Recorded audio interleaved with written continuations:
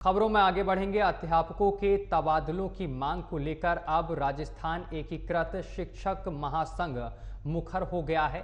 वहीं शिक्षक महासंघ के प्रदेशाध्यक्ष हरपाल से हमारे संवाददाता ने खास बातचीत की है। इस दौरान उन्होंने क्या कुछ कहा है, आइए हम आपको सुनवाते हैं।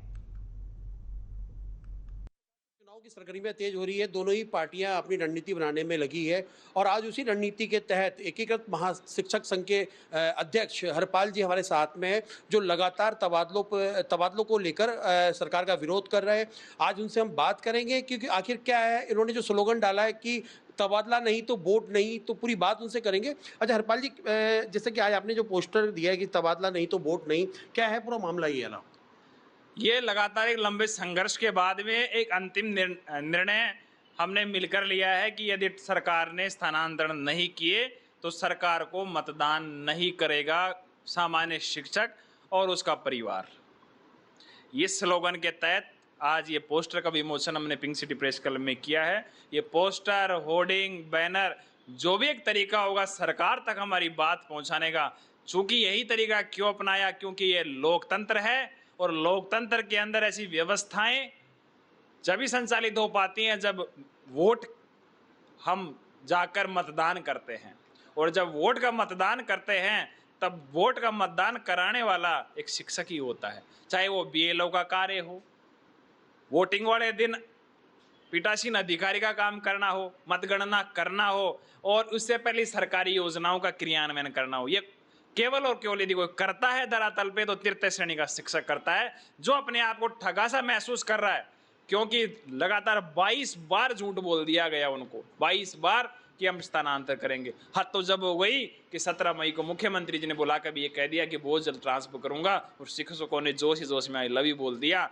लेकिन अब सरकार चुनावी रण में उतरने वाली है, आचार संहिता लगने वाली है, तो वो भी अपने प्रयास कर रहे हैं, हम भी अपना प्रयास करते हैं। स्थानांतरण तो होगा, चाहे सरकार का हो चाहे अध्यापकों का हो। चूंकि पीटीआई की नई भर्ती है, उससे पहले स्थानांतरण नहीं हुए और उनको पदस्थापन दे दिया गया, तो उनका ट्रांसफर कभी नहीं होगा।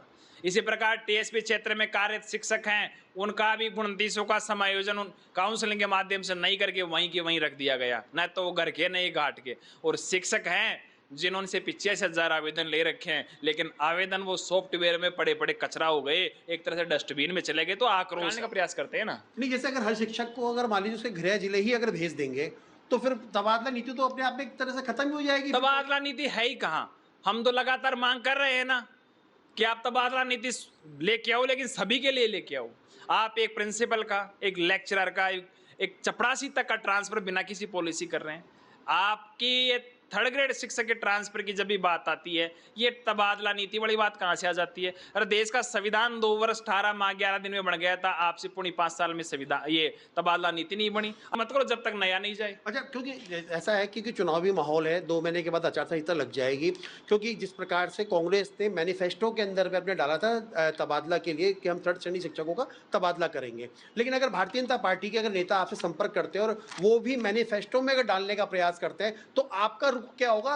दोनों सरकारों के, क्या बीजेपी की तरफ जाएंगे या कांग्रेस की तरफ जाएंगे? देखो, जो अगर आपको आश्वासन वर्तमान में जो सरकार है, कांग्रेस की सरकार है, अंतिम समय तक हम इसी सरकार से प्रयास करेंगे। ये वोट की चोट जो भी हमने स्लोगन है, इसके माध्यम से सरकार का ध्यान आकर्षित भी करेंगे। एक विरोध का तरीका है। यदि सरकार हमारी बात सुनती है तो स्वाभाविक रूप से हम सरकार के साथ खड़े रहेंगे। अच्छा, क्योंकि देखिए, हाँ, अगर हम राजस्थान की अगर चुनावी रणनीति की अगर बात करें तो हमेशा रणनीति ऐसी रही है कि सरकारी कर्मचारियों ने अपना कहीं ना कहीं प्रभाव डाला है इस वोटिंग फैक्टर के ऊपर में, क्योंकि अब ये तो वक्त ही बताएगा सरकारी कर्मचारी, आप सरकार जो जिसकी बनेगी, चाहे वो बीजेपी की या कांग्रेस की, उस पर कितना प्रभाव डालते हैं इनकी मांगों को लेकर, ये समय बताएगा। Manoj Sharma, news watch India, Jaipur.